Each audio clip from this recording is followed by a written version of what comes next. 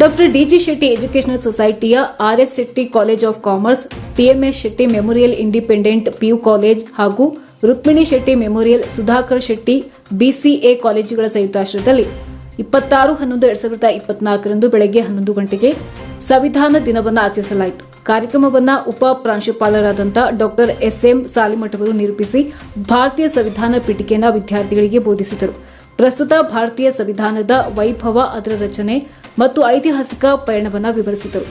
ಸಂಸ್ಥೆಯ ಅಧ್ಯಕ್ಷರಾದ doctor DG Shetty ಅವರು ಮಾತನಾಡಿ, ಭಾರತೀಯ ಸಂವಿಧಾನವು ಭಾರತವನ್ನು ಸಾರ್ವಭೌಮ ಜಾತ್ಯತೀತ ಸಮಾಜವಾದಿ ಹಾಗೂ ಪ್ರಜಾಪ್ರಭುತ್ವ ಗಣರಾಜ್ಯವಾಗಿ ಸ್ಥಾಪಿಸುತ್ತದೆ.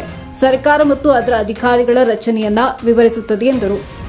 ಸಂವಿಧಾನವು ಮೂಲಭೂತ ಹಕ್ಕುಗಳಾದ ಸಮಾನತೆ, ಸ್ವಾತಂತ್ರ್ಯ ಮತ್ತು ತಾರತಮ್ಯ ವಿರುದ್ಧ ರಕ್ಷಣೆ, ನಾಗರಿಕರ ವೈಯಕ್ತಿಕ ಸ್ವಾತಂತ್ರ್ಯಗಳನ್ನು ರಕ್ಷಿಸುತ್ತದೆ. ಇದು ಸಾಮಾಜಿಕ ಕಲ್ಯಾಣವನ್ನು ಉತ್ತೇಜಿಸುವಲ್ಲಿ ಸರ್ಕಾರಕ್ಕೆ ಮಾರ್ಗದರ್ಶನ ನೀಡುವ ನಿರ್ದೇಶನ ತತ್ವಗಳನ್ನು ಸಹ ಒಳಗೊಂಡಿದೆ. ಸಂವಿಧಾನದ ರಚನೆಯಲ್ಲಿ ಡಾಕ್ಟರ್ ಬಿಆರ್ ಅಂಬೇಡ್ಕರ್ ಅವರ ಕೊಡುಗೆಗಳು ಅಪಾರವಾಗಿವೆ.